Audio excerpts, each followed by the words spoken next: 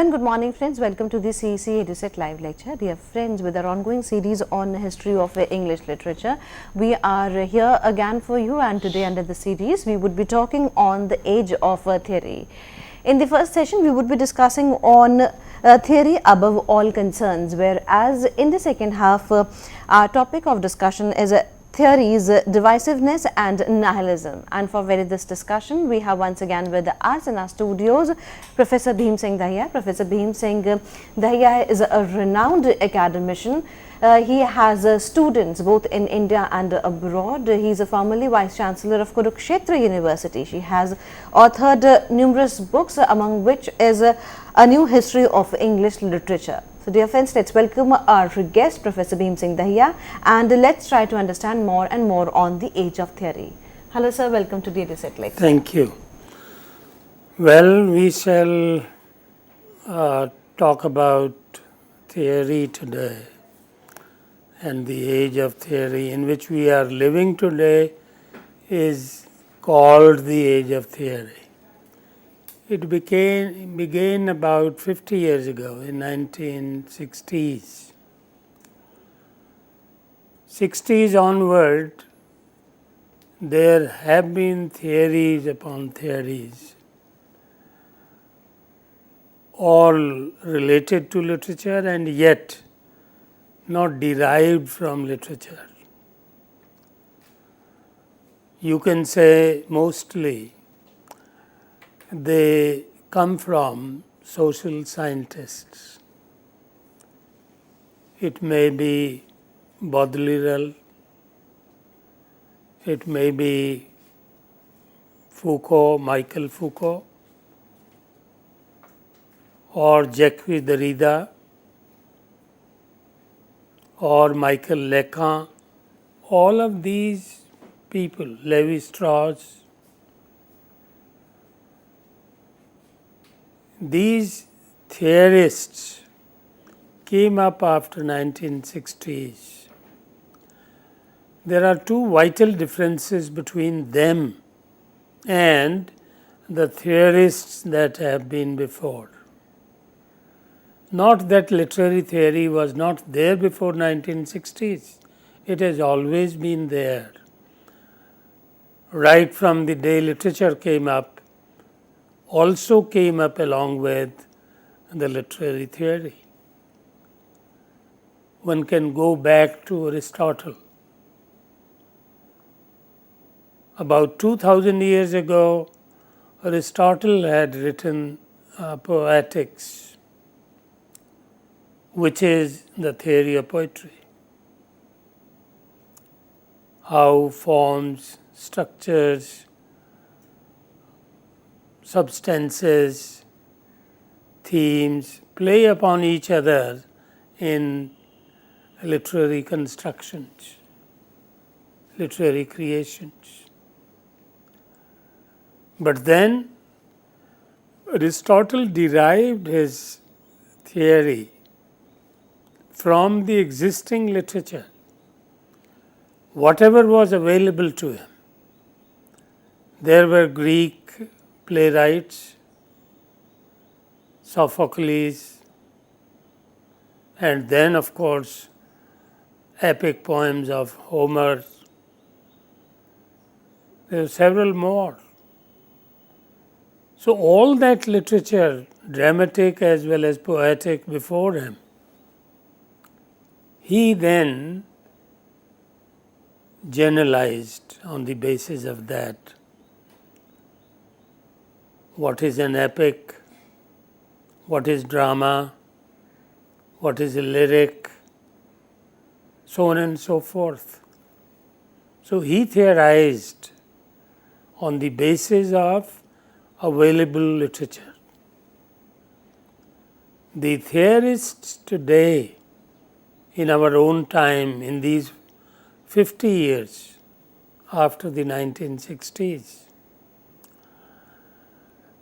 they do not derive their theories from literature. They have their different orientations. Someone is a historian like Roland Barthes. someone is an archaeologist like Michael Foucault, someone is a philosopher like Jacques Derrida. So they have very different orientations, and mostly they come from social sciences, not from literature as such. And they are not primarily writing for literature or literary criticism. They are theorizing about society, about knowledge, about relationship between knowledge, power, language and society, like Levi-Strauss. So these are theorists who are writing theory for its own sake, not for the sake of literature or literary criticism. So among these, the first one would come Roland Barthes, Barthes. In French, the last syllable remains silent in speech. Es, for example, you will not pronounce, you will not speak. It will remain Roland Barthes and not Roland, although the spellings take D at the end, but we will pronounce Roland Barthes. That's how French language goes. Anyway, he is the first one to think of. And Barthes gave the beginning to what we now call structuralism, and later came post-structuralism. In fact, he was also basing his structuralism on the linguistics, structural linguistics, in which language is related to the structures of sentences, of paragraphs, of chapters, of language as such, and not to the writer. Earlier, it used to be attached to the writer. But now these, Roland Barthes and company, they said no. Language has to be studied in relation to itself and then in relation to society, not in relation to the writer, because language has independent structures. Its structures do not emanate from the speaker or the writer.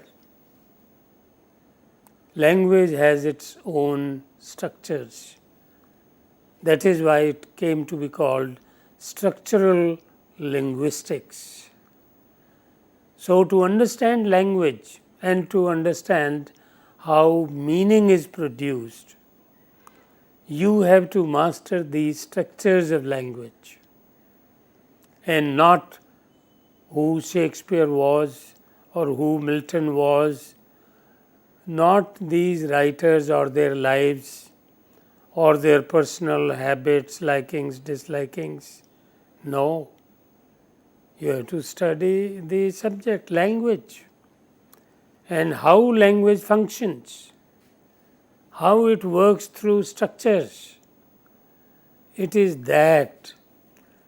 And from there came the term structuralism. Later, of course, became as usual post-structuralism, like modernism became post-modernism, then post-colonialism. This post became so popular such a fancy for the present day writers that everything turned to post. The moment something came, very soon it became post.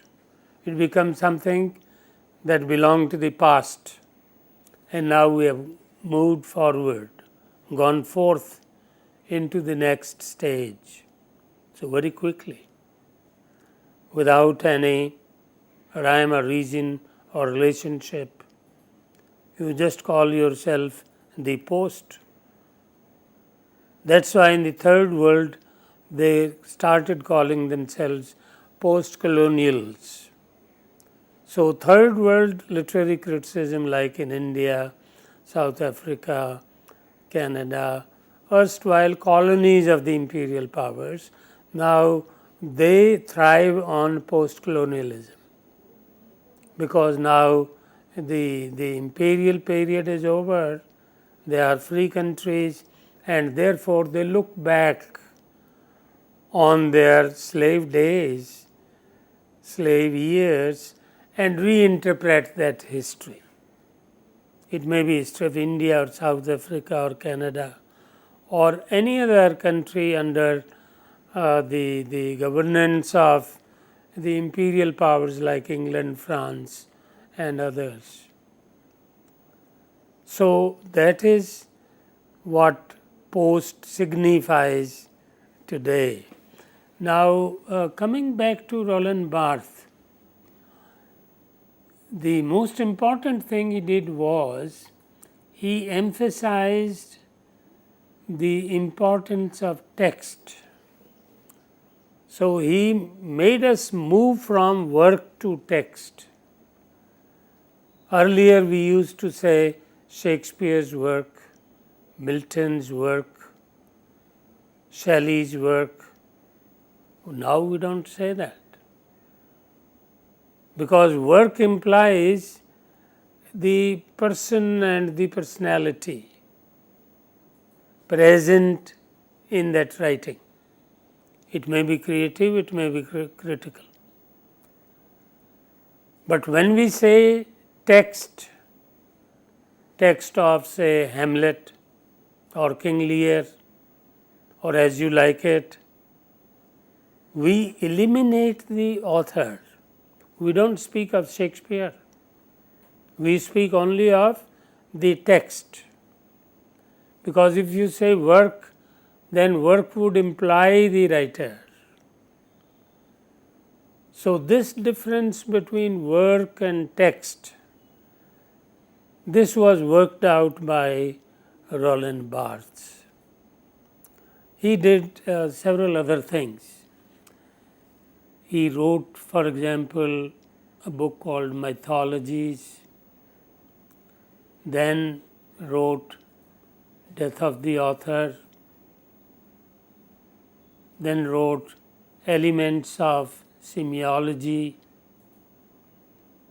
So these things, new subjects in a way for literature, from work to text, mythologies, death of the author, and elements of semiology. Now the semiology has again brought about sort of revolution today. Well, what do you see on the TV, for example, on the screen? You see image after image after image, productions and reproductions of the same thing over and over again. Every night, every morning, evening, you see those images. Now, we don't bother to know the original. Where is the original? We just are satisfied with the images themselves. This is called simulation. SIMULATION.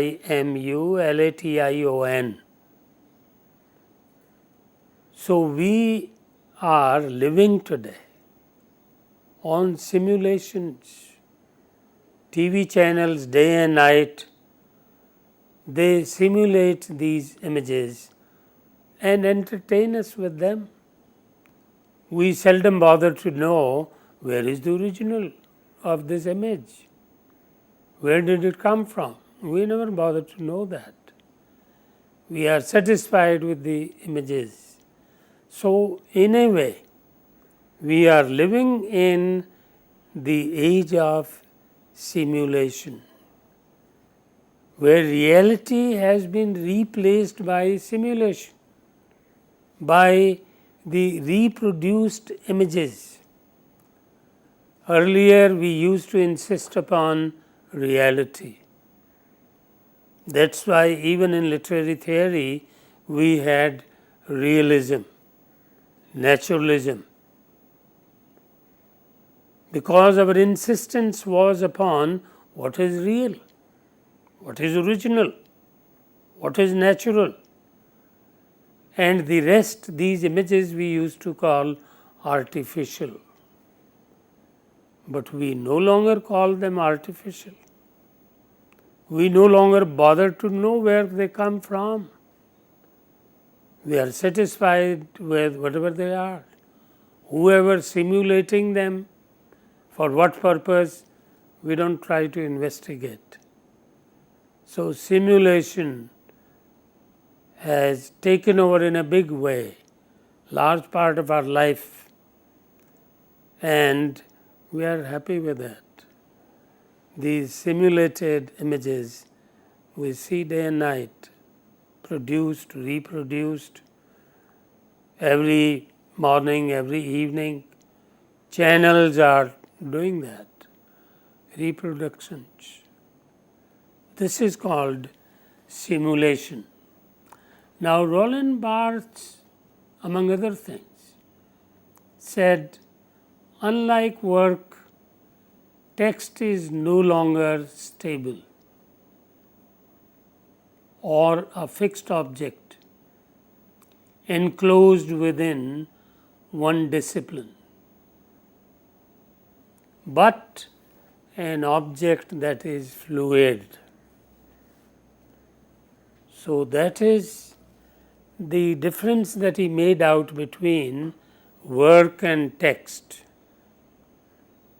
He says the work was fixed, the work was stable, the work was permanent and concrete. But text, he says, is unstable, it's fluid, and therefore it is amenable to all sorts of interpretations. And that's why you have n number of interpretations, endless. Shakespeare alone has been subjected to several 100,000 interpretations. There is a library in Washington, D.C. called Folger's Library. Folger was a Shakespeare bug like us, a fan of Shakespeare. So, he created a library exclusively for Shakespeare books, that's in Washington, D.C., called Folger's Library. A few years ago, I checked, it had over 400,000 books, 4 lakh. Today, a few thousand must have been added after that. So, imagine, in 400 years after his death, we have 400,000 books added. So, interpretations and reinterpretations, like simulations and resimulations, imaging, reproducing further imaging, without ever bothering what is the original which is being imagined, which is being imaged.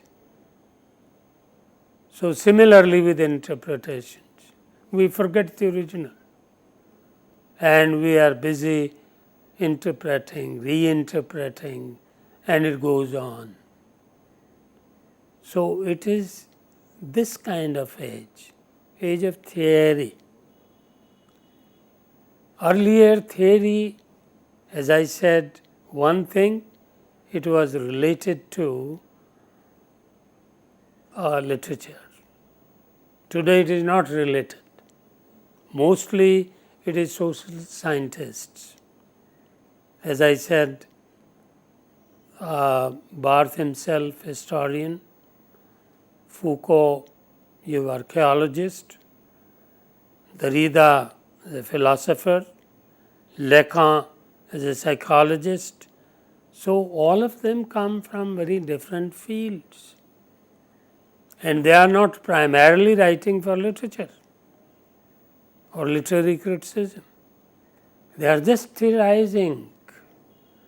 They have their theories about knowledge, about power, about society, about language, how these things functions. And Barthes said that language does not function in isolation. Language functions in relation to society. Hence, relational structures you have to study. So, relationships of different structures, of different forms, it is they who would yield meanings, who would also impart meanings to things. So, nothing is innate, nothing is permanent, nothing is inflexible. So, everything is subject to change, everything is amenable to interpretation, and therefore, there is no end to the production of new meanings. So, just as the simulated images, the same way you have interpreted ideas, interpretations of the texts. So, difference between work and text. Work was fixed, linked with the personality of the author. Text is independent of all this. Text has relations only to itself and not to any author or even to any interpreter. Therefore, if you want to understand the text, you have to understand the structure on which it is based, structures of the language in which it is written. So, that is why I repeat, it is called structural linguistics.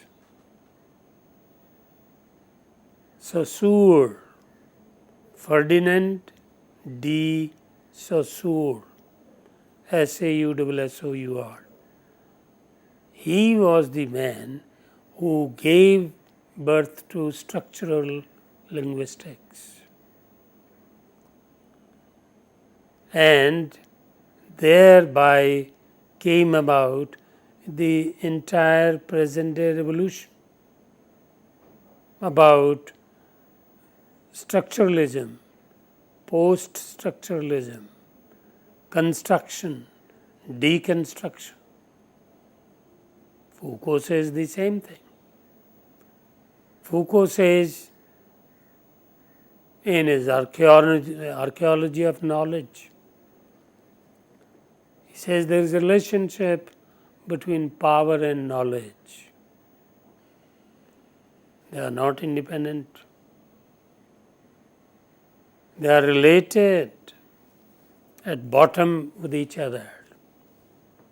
Power and knowledge. So knowledge is not an independent field of knowing, of collecting information. It is determined by power. So that's why you have to study this also, knowledge also, in relation to power. After all, whoever is in power controls the knowledge also. The political power, for example, it makes a difference whether it is Akbar the ruler or whether it is the parliament of a democratic country ruling. It will make a difference. So power will make a difference. After all, they control the knowledge. What you can know and what you cannot know is determined by power. So there is a relationship, a vital relationship between the two. And Foucault emphasized that don't forget that the two things are related. Similarly, Derrida coming after him, he reminded us that nothing is stable, including the philosophy. So he challenged the entire history of Western philosophy. He says Western philosophy is a sort of fiction,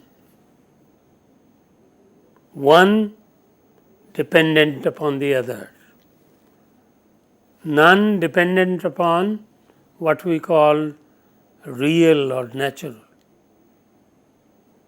So it's a sort of fiction by itself, and hence he challenged it. So for the time being, thank you.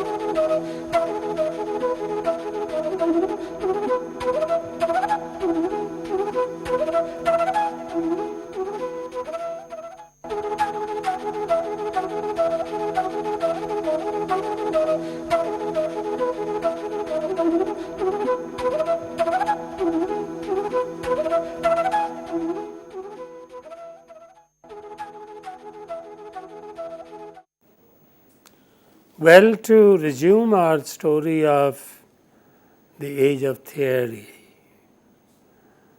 we were talking about Roland Barthes, how he shifted the study, literary study, theoretical study, from work to text and from author to language. And language became central, not the author. The emphasis was Levi-Strauss and others, Saussure. These sociolinguists, they insisted that language has its own independent structures,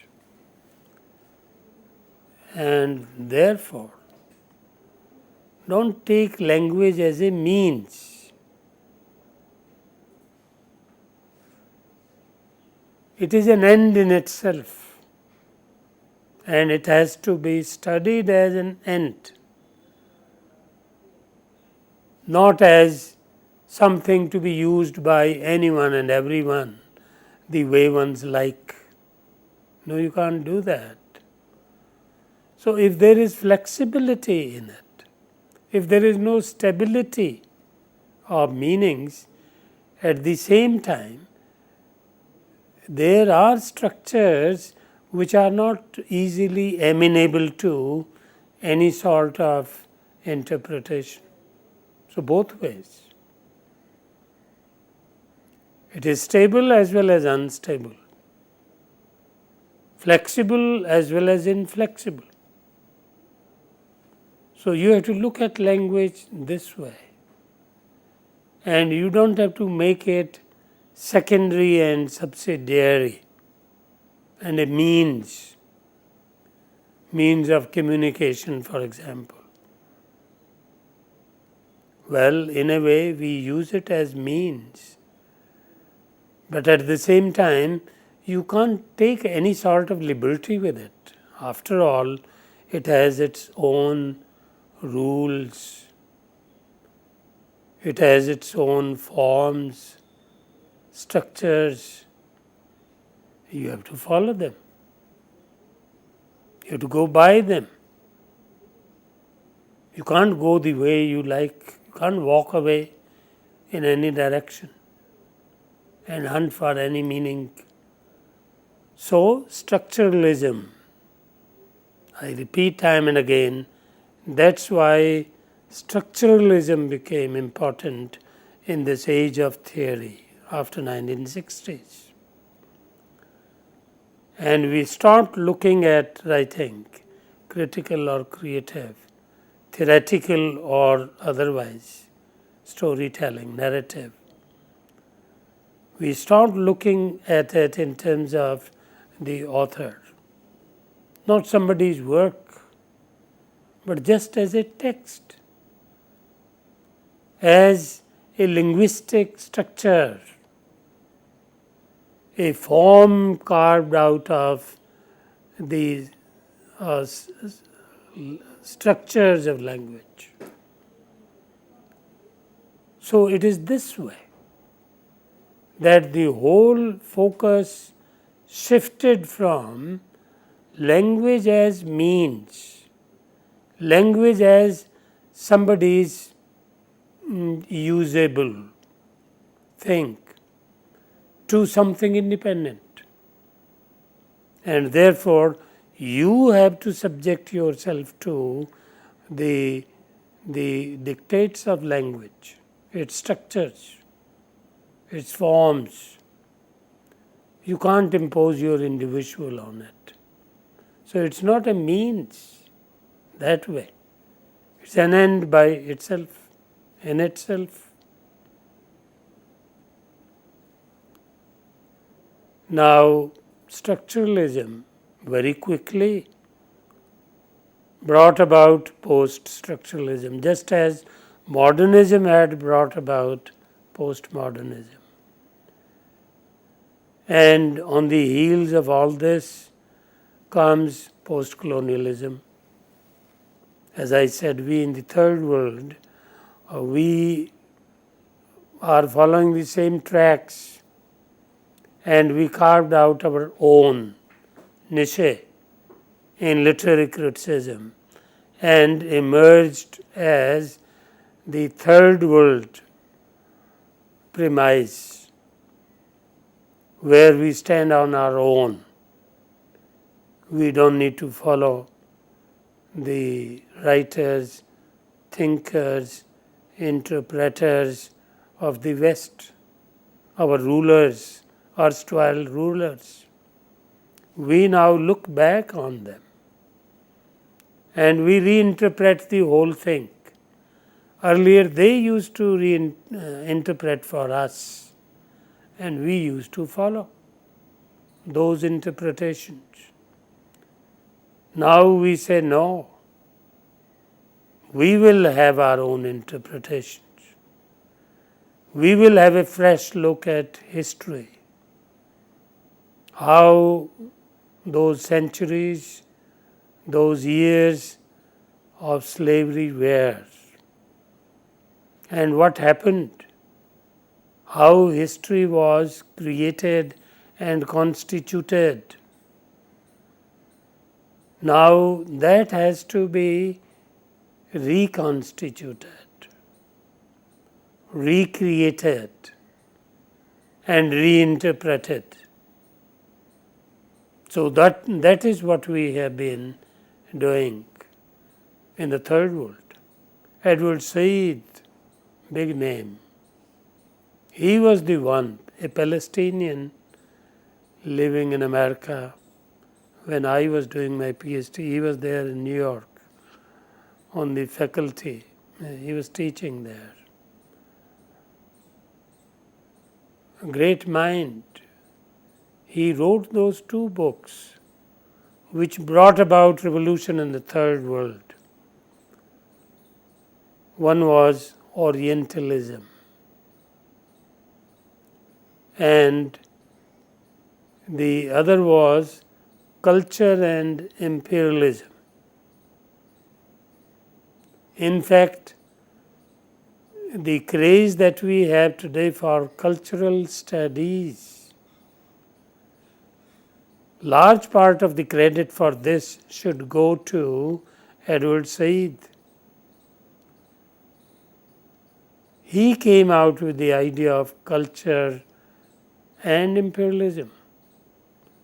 How culture got linked up with the imperial structure, imperial power, imperial rule and governance, which means culture has not had autonomous and independent growth.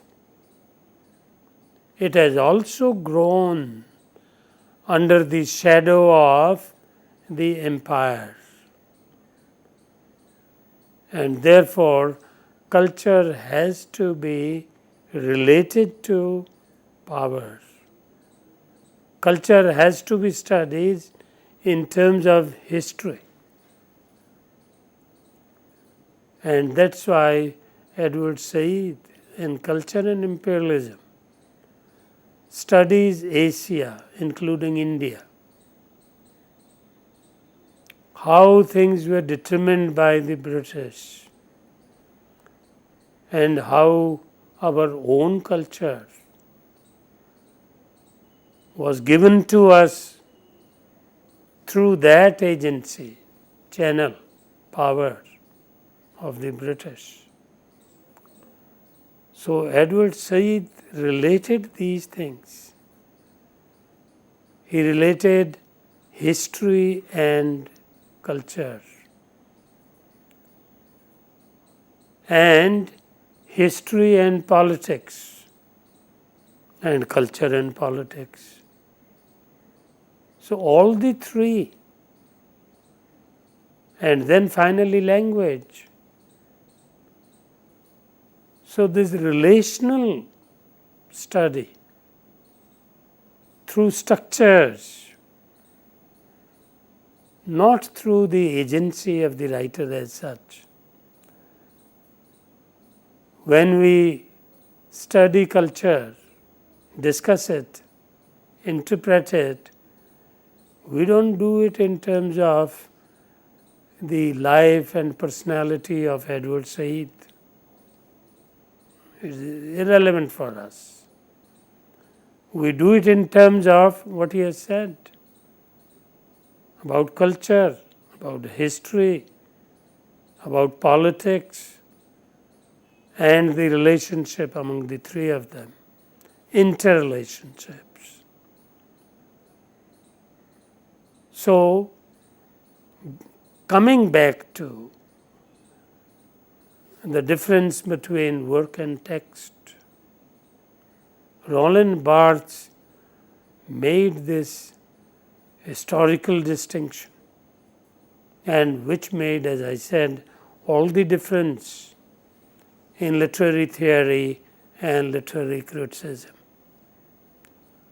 And we had a long chain of theorists. Earlier, theories were related to literature, they came out of literature. And they came out of collective body of literature, like neoclassical literature, Renaissance literature, Romantic literature, or Victorian literature, modernist literature, but no longer. After theory, we don't relate any literary theory to any of these movements, because these theorists are not a product of any of these literary movements. They are products by themselves, independent of these movements, and they are individuals in a way. They have nothing to do with literary movements or even literary theories as such. They have their independent theory. For example, Lacan. Lacan has a theory about psychology. He says between the age of 6 and 14, there is something special about human mind. And that is the formative period where human mind develops itself. And that becomes the determining factor for the future growth of the mind. So, Lacan, as a theorist, had his own impact on both creative and critical writing in literature. Because after Lacan, we find a new kind of criticism coming. So the whole thing became plural. There is no composite, no unified form of either literature or literary criticism. So we no longer discuss it in terms of movements like we used to do, as I said, Renaissance or neoclassical or romantic movement or Victorian movement. Now no movements. Individual theorists, and we study individual theories. We don't have movements now. They are not around. After World War II, we have not seen any movement. We have had individuals, creative writers as well as critical theorists. But we have not had any sort of collective movement. The lesson is, the message is that the age of collectivism is over. There is more and more of individualism. We are individuals. As individuals, we are free to relate ourselves anywhere in the world, in the universe. Our thinking is not determined by any collective thought. So you don't have literary movements around, nor critical movements. We have individuals writing, including Foucault or Derrida or Lacan. As I said, all of them came from different fields altogether, nothing to do with literature as such, or even criticism as such. They are theorists, having their own orientations. It is we who try to relate them to literature studies, take advantage of their ideas. After all, their ideas have relevance. Relevance just as to life in general, so to literature and literature studies, including theory and criticism. So, like Saussure, who gave structural linguistics, and like Barthes, who shifted the focus from work to text. Similarly, Saussure shifted from the user to the usage itself, language. And Derrida shifted from the age, the period, to the abstract and the absolute. He said it may be history or philosophy or any thought for that matter. It is unstable. It is impermanent. You cannot really say it is for all time, true for all times. It is not. And there is nothing sacred or sanctimonious about the Western philosophy or Western history. Hence, he challenged the history of philosophy in the West. He says the very idea of structuring philosophy as history is wrong. He says these thinkers are individuals. They do not constitute any history, and they have to be looked upon, understood, studied as individuals. And he said, knowledge also comes, and comes more surely, he said, through deconstruction. So he inducted a new approach in literature and literary criticism, new altogether, and that is deconstruction. Because earlier we were constructing. We may be constructing a poem or a play or a novel, a narrative. But he says no. we have also to do the critical activity of deconstructing, not just constructing, deconstructing. You have something constructed before us. You have the structure of the room. Now deconstruct it. Brick by brick, you undo it.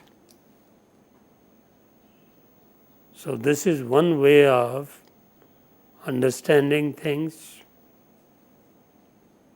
First we started with understanding language through structures. There we took structures as something permanent. But now we say no. We begin with the beginning, how the whole thing came about, how it was constructed, how it was structured. Therefore, deconstruct it, destructure it, and piece by piece, brick by brick, you undo the whole thing. And then see what is it made of, how is it formed, how is it structured. So, that is why the Rida is known for deconstruction, which also became a school of criticism by itself, school of deconstruction. The Rida had a great influence on literary criticism and literature also, because we started thinking backward, not formulating visions of the future, looking back, going to the roots, going to the bases, bottoms, how the whole thing was built up one upon the other, how the structure was raised. So he turned upside down the whole idea of structure and construction and gave us the idea of deconstruction. So that's what we do with a poem or a play or a novel. We deconstruct it. We try to go back to the very roots, how the whole thing started. How was it structured and formed? What were the compulsions working upon whoever did it? And what is the end result? So this activity of the deconstruction became very influential, as I said. So beginning with Roland Barthes, going through Saussure, going through Foucault, going through the Rida, and then going through Lacan, all these put together, they constitute the age today, the age of theory. Because all of them are theorists first and last. You can't call them creative writers, you can't call them critics, you can't call them historians or social scientists or psychologists and anthropologists. because they are primarily theorists, and not even literary theorists at that. Aristotle was a literary theorist because he was deriving, constructing theory from literature. But they are not doing that.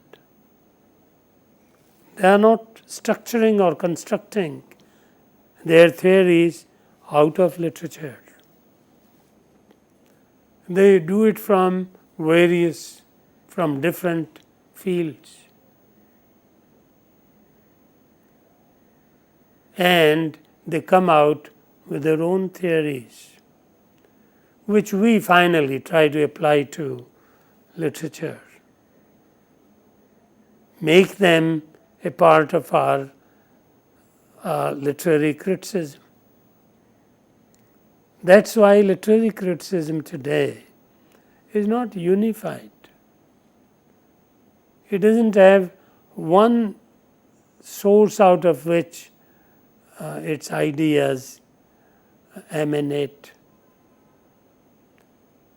It has multiple sources and coming out of multiple, disciplines of knowledge.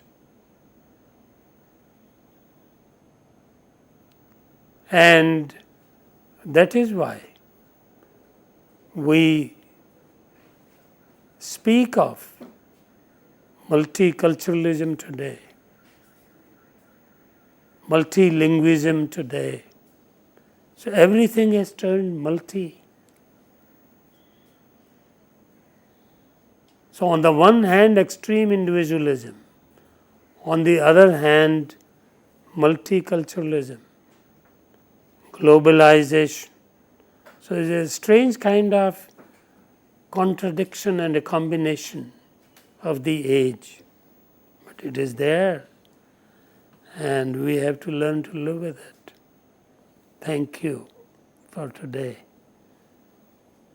And we would like to thank Professor Bhim Singh Dahiya once again for giving us a very, very productive session. Dear friends, this was another lecture on history of English literature. We would be conducting 2 more lectures under the series, that is history of English literature. And if you have any kind of a query, if you want a question to be answered, then you can mail us at info.cc@nic.in. All the lectures pertaining to the series history of English literature are there for you on the YouTube, so you can access the lectures the number of times you want it, and afterwards definitely you can send your queries, your feedbacks and suggestions at info.cc@nic.in. We would be meeting again very soon. Till then, take care. Goodbye. Thank you, sir. Thank you so very much. Thank you.